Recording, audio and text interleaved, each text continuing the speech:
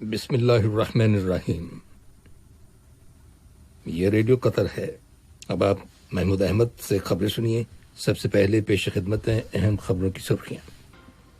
آج صبح دیوان امیری میں صاحب اسمو امیر سے قطر کے دورے پر آئے ہوئے امریکی کانگریس کے ممبران پر مشتمل وفد نے ملاقات کی۔ صاحب اسمو امیر نے تھائی لینڈ کے بادشاہ کو ان کے ملک میں ٹرین اور بس کے تصادم میں ہونے والی ہلاکتوں پر تعزیت کا برقی پیغام ارسال کیا ہے۔ وزارت صحت نے اعلان کیا ہے کہ گزشتہ 24 گھنٹوں کے دوران ملک میں کرونا وائرس کے مزید 211 مریضوں کے صحتیاب ہو جانے کے بعد شفا پانے والے افراد کی مجموعی تعداد اب 1,24,978 ہو گئی ہے۔ ترکی کے وزیر خارجہ نے اپنے روس کے ہم منصب سے کہا ہے کہ وہ نگورنو کاراباخ میں جنگ بندی کی شرائط پر عمل درآمد کے لیے آرمینیا کی حکومت پر دباؤ ڈالیں۔ یہ تھیں اہم خبروں کی سرخیاں۔ لیجیے اب آپ تفصیل سے خبریں سنیے۔ آج دیوان امیری میں صاحب اسمو امیر شیخ تمیم بن حمد آل ثانی سے قطر کے دورے پر آئے ہوئے امریکی کانگریس کے ممبران پر مشتمل ایک وفد نے ملاقات کی۔ ملاقات کے دوران دونوں ملکوں کے مابین مختلف شعبوں میں تعلقات کو مزید فروغ دینے کے وسائل زیر بحث آئے۔ اس کے علاوہ باہمی دلچسپی کے دیگر علاقائی اور بین الاقوامی معاملات کے بارے میں بھی تبادلہ خیال کیا گیا۔ بعد میں نائب وزیر اعظم اور وزیر خارجہ شیخ محمد بن عبد الرحمن آل ثانی سے بھی امریکی کانگریس کے ممبران کے وفد نے ملاقات کی، جس میں دو طرفہ تعلقات اور باہمی دلچسپی کے معاملات کے بارے میں تبادلہ خیال کیا گیا۔ صاحب اسمو امیر شیخ تمیم بن حمد آل ثانی نے آذربائیجان اور آرمینیا کے صدور کے ساتھ ٹیلی فون پر بات چیت کی ہے، جس کے دوران دونوں ملکوں کے مابین کشیدگی کو ختم کرنے، حالات کو پرامن بنانے اور فریقین کے درمیان اختلافات کو سفارتی ذرائع سے مذاکرات کے ذریعے حل کرنے کے بارے میں غور و خوض کیا گیا۔ ریاست قطر نے نگورنو کاراباخ کے علاقے میں دونوں ممالک کے مابین جنگ بندی کے سمجھوتے کو خوش آمدید کہا ہے۔ قطر نے کہا ہے کہ وہ پوری دنیا میں امن و استحکام قائم کرنے اور پرامن ذرائع سے مذاکرات کے ذریعے اختلافات کو دور کرنے کی پالیسی پر گامزن ہے۔ مبصرین نے قطر کی اس پالیسی کی تعریف کرتے ہوئے کہا ہے کہ دونوں ملکوں کے درمیان جنگ بندی کے سمجھوتے کی وجہ سے ان کے آپس کے اختلافات کو دور کرنے کے علاوہ فوجی آپریشن سے بچاؤ میں مدد ملے گی، جو دونوں ملکوں اور وہاں کے عوام کے حق میں نہیں ہے۔ صاحب اسمو امیر شیخ تمیم بن حمد آل ثانی نے تھائی لینڈ کے بادشاہ مہا وجیرا لانگکورن کو دارالحکومت بینکاک کے مشرقی علاقے میں ٹرین اور مسافروں سے بھری ایک بس میں تصادم کے نتیجے میں ہونے والی ہلاکتوں پر تعزیت کا برقی پیغام ارسال کیا ہے۔ اس حادثے کے نتیجے میں کم از کم 20 افراد ہلاک اور 30 زخمی ہو گئے۔ نائب امیر شیخ عبداللہ بن حمد آل ثانی نے بھی اس موقع پر تھائی لینڈ کے بادشاہ کے نام تعزیت کا تار روانہ کیا ہے۔ دریاسنا وزیر اعظم و وزیر داخلہ شیخ خالد بن خلیفہ بن عبدالعزیز آل ثانی نے اپنے تھائی لینڈ کے ہم منصب پریوت چنواچا کو مذکورہ حادثے کی مناسبت سے تعزیت کا تار ارسال کیا ہے۔ سوڈان کے نامزد وزیر صحت ڈاکٹر اسامہ عبدالرحیم نے ان کے ملک کے اندر مختلف شعبوں کے لیے قطر کی سپورٹ کی تعریف کی ہے اور شکریہ ادا کیا ہے۔ انہوں نے ان خیالات کا اظہار قطر چیریٹی کی مالی تعاون سے قائم کیے گئے خرطوم میں سب سے بڑے ڈائلسس سینٹرز کے افتتاح کے موقع پر کیا۔ اس سینٹرز کے قائم کیے جانے سے سوڈان کے اندر گردے کے امراض میں مبتلا بڑی تعداد میں لوگوں کو فائدہ حاصل ہوگا۔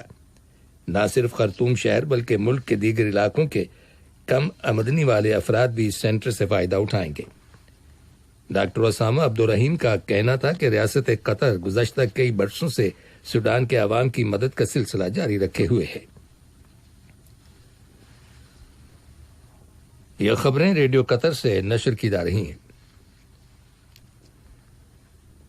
اسپین کی پارلیمنٹ کے پریزیڈنٹ میری ٹیکسل بیٹٹ سے آج قطر کے سفیر عبداللہ بن ابراہیم الحمار نے ملاقات کی، جس کے دوران دونوں ملکوں کے تعلقات اور انہیں فروغ دینے کے وسائل زیر بحث آئے اور باہمی دلچسپی کے دیگر معاملات کے بارے میں تبادلہ خیال کیا گیا۔ وزارت صحت نے اعلان کیا ہے کہ ملک کے اندر کرونا وائرس کے 207 نئے کیسز رجسٹر کیے گئے ہیں، جن میں سے 195 افراد لوکل کمیونٹی سے ہیں، جبکہ 12 کیسز کا تعلق ان افراد سے ہے جو حال ہی میں بیرون ملک سے دوحہ آئے ہیں۔ وزارت نے گزشتہ 24 گھنٹوں کے دوران کرونا وائرس کے مزید 211 مریضوں کے صحتیاب ہو جانے کی تصدیق کی ہے، جس کے بعد شفا پانے والے افراد کی مجموعی تعداد اب 1,24,978 ہو گئی ہے۔ عالمی سطح پر دنیا کے مختلف ممالک میں کرونا وائرس کے متاثرین کی تعداد 36.77 ملین سے زیادہ ہو گئی ہے، جس میں سے 1,67,000 مریضوں کا انتقال ہو گیا ہے۔ بھارت کے اندر آج کرونا وائرس کے کیسز کی تعداد 7 ملین سے تجاوز کر گئی۔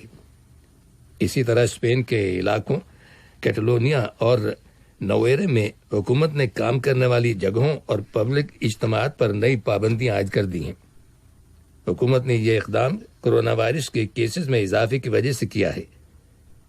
ادھر آج فرانس کی وزارت صحت نے کہا ہے کہ کل ہفتے کے روز ملکی سطح پر کرونا وائرس کے 26,896 کیسز رپورٹ کیے گئے۔ کابل سے ملنے والی رپورٹس کے مطابق افغانستان کے شمالی صوبے سرائے پل میں آج سڑک کنارے نصب کیے گئے ایک بم کے پھٹنے سے کم از کم 13 افراد ہلاک ہو گئے۔ ان میں 10 فوجی سپاہی اور 3 عام شہری شامل ہیں۔ آج ایران کے جنوب مغربی علاقے میں گیس دھماکے سے ایک 2 منزلہ رہائشی عمارت اور کئی دکانیں گر گئیں۔ اس حادثے میں کم از کم 5 افراد ہلاک اور دیگر کئی زخمی ہو جانے کی خبر ملی ہے۔ رپورٹس کے مطابق یہ دھماکہ گیس ٹینک کے پھٹنے سے ہوا۔